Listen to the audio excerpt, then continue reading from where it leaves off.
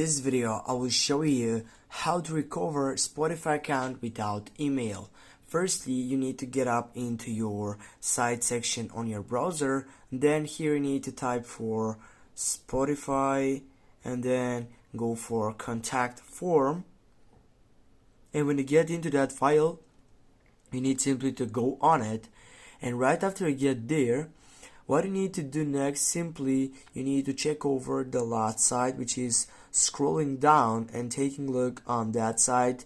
You can simply send a message on that supporting team of course of Spotify, and also you can contact it through Twitter, Facebook, but we're gonna go with sending a message because this is the best solution for it. Firstly, you need to fulfill all these informations to take up and log in into your site section right here.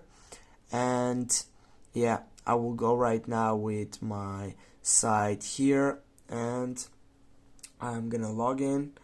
And when I get into that site, as you can see here, you need to get that contact Spotify, go start messaging, and now here it will send up a client section which it will be bringed by the supporting team on Spotify. And here, guys, you need to type what is the problem of your site section, and you're gonna tell them that you want to recover the Spotify account without email, and then you're gonna wait to take up a response from them.